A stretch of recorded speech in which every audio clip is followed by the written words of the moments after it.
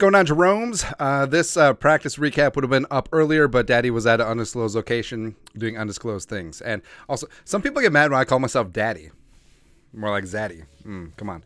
But Vikings and Cardinals finish up their second joint practice ahead of the final preseason game on Saturday at noon, historic U.S. Bank Stadium. We got a dozen or so takeaways from the practice that was, so let's dive on in. Number one, Jordan Addison is wide receiver 2. So KJ got dinged up yesterday. He was out today. And Jordan Addison just absolutely destroyed. Like, he was looking really, really good. Every single rep, he was getting better and better and better. And the kid's going to be a star. He's absolutely just going to be phenomenal opposite of Justin Jefferson long term. And, KJ is still going to get his. And long term, is KJ going to re-sign here? Probably not. I think KJ will probably find somewhere to get paid in free agency and respect that. But Jordan Addison is that dude. Just the slipperiness. Kendrick Clark, the great cornerback, rookie corner for the Cardinals, who's had a couple of nice reps against JJ and company. He got absolutely destroyed by 3. So, yeah, everything's coming up Addison, man. Plus he pleaded out on his speeding ticket, so it's great. Cousins and Justin Jefferson feasted, especially in 2-minute drill, and that's something that's been a constant where that chemistry is really unparalleled, and I think it's really underrated because, JJ breaking all these records, we've said it a bunch, like, he doesn't throw the ball to himself, and it does seem like Kirk and JJ do have a really good connection, and it's weird because they're the odd couple for sure. I mean, there's definitely that age gap certainly makes a difference, but on the field, like, Kirk Cousins delivers a great ball and Justin Jefferson brings him in. That's what happens, man. Number 3, Ivan Pace Jr. is a starter, where it's not even like something worth covering at this point, where it's just like, Ivan Pace Jr. is a starter. Yeah, he should have been a day 2 selection, and he's great rushing the passer. He's great filling gaps. He's great doing everything that you want an off-ball linebacker to do. And what's interesting is that Pace Jr. Was the one who stayed on the field during 11-on-11, and it was Hicks and Asamoah who rotated at the other off-ball linebacker spot, and also Pace Jr. was the sole linebacker in a special dime package. So everything's coming up Pace Jr., man, and you love to see it, and I think that he is going to be a very special player for the Vikings for many years to come. Number 4, Brandon Powell's quietly been really, really good. So the whole thing about the Vikings wide receiver room is that it's extremely deep, and we need to scratch off N'Keal Harry. But Brandon Powell has quietly been extremely solid. Now, he's not that gadgety Tavon Austin type player that given his size and given his attributes that you would think that he would be, but he's just a really solid receiver, and I think that he could be a really complimentary wide receiver 4.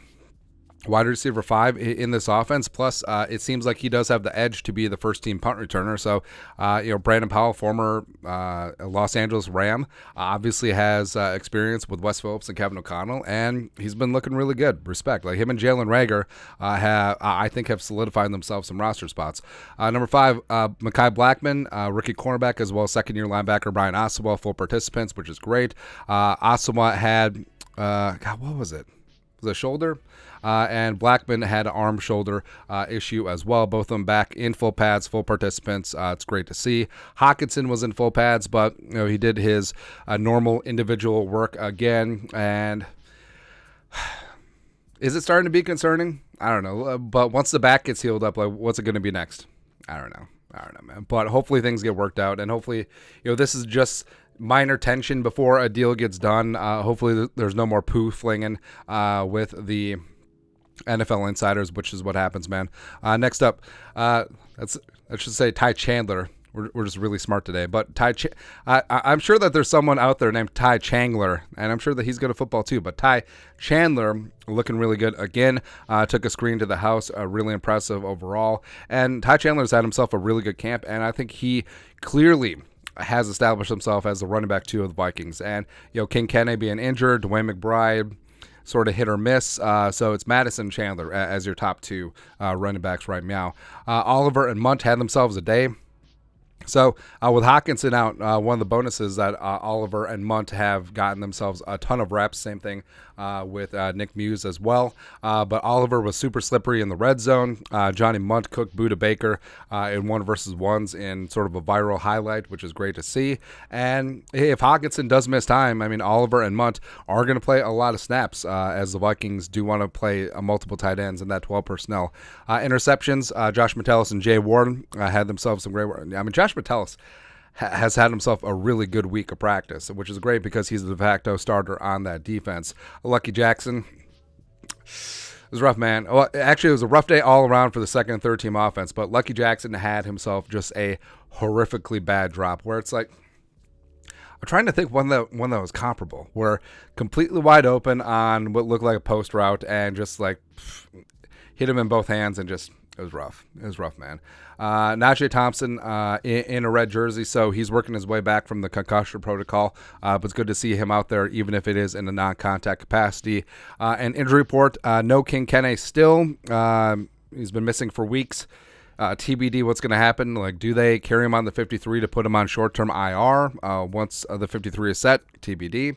And then Lewisine has what's described as a minor soft tissue injury, suffered on Monday, but it looks like he is shelved for the rest of training camp. But that's it. That was a wrap-up of the final practice as open. We talked about practice open to fans. Final preseason game on Saturday. 53-man cutdowns are due on Tuesday, and we start this whole damn thing again. Let's go, baby. That's right. But your thoughts on thoughts. Vikings-Cardinals joint practice number 2 recap. Let us know your thoughts and our thoughts in the comment section below. Subscribe for daily Vikings takes. Want to support the work? Put a little something in the Venmo. But next time, Skull Production Value.